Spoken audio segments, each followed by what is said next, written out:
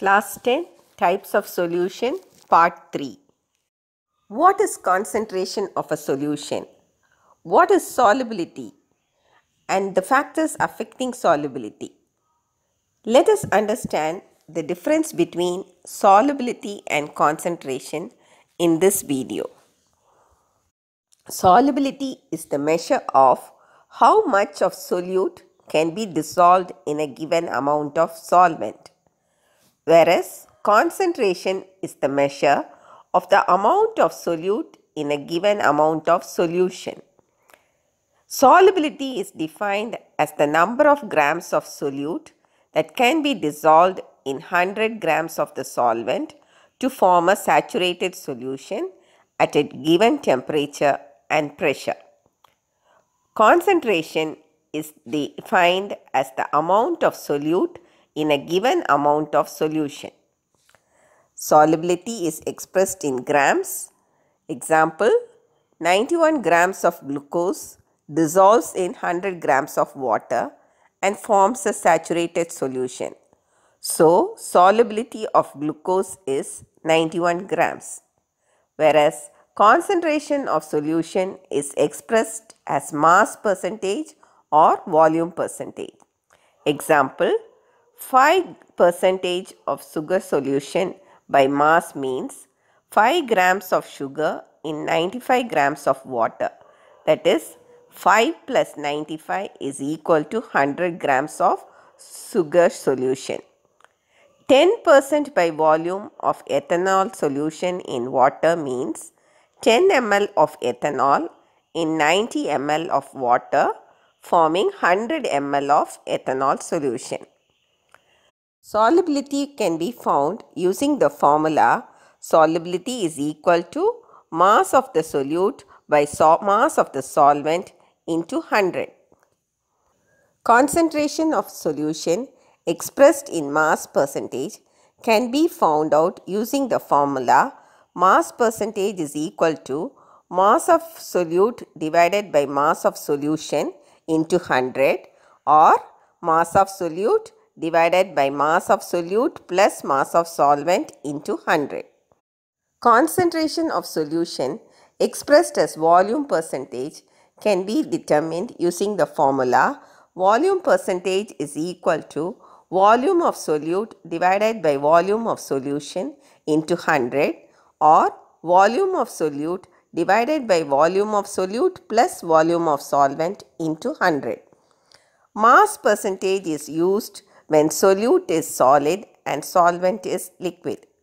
Volume percentage is used when solute and solvent are liquids. Mass percentage does not vary with changes in temperature. Volume percentage decreases with increase in temperature since liquids expand on heating.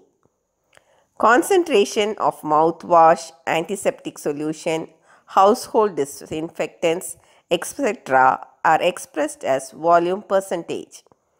Concentration of solutions in soaps, ointments, antacid, etc. are expressed as mass percentage. For example, if 1.5 gram of solute dissolves in 15 gram of water to form a saturated solution at 298 Kelvin, its solubility is 1.5, that is the mass of solute, divided by 15, that is the mass of solvent, into 100, that is equal to 10 grams. And its concentration expressed in mass percentage is 1.5 mass of solute divided by 1.5 plus 15, that is mass of solute plus mass of solvent into 100, that is equal to 9.09%. That is 9.09 gram of solute dissolves in 90.91 gram of water to form 100 grams of solution. Another example, if 35 ml of methanol is mixed with 65 ml of water, the concentration of the solution expressed as volume percentage is 35, that is volume of solute, divided by 35 plus 65, that is volume of solute plus volume of solvent into 100, that is equal to 35 divided by 100 into 100. That is equal to 35%. Let us next see what are the factors affecting solubility of a solute in a solvent.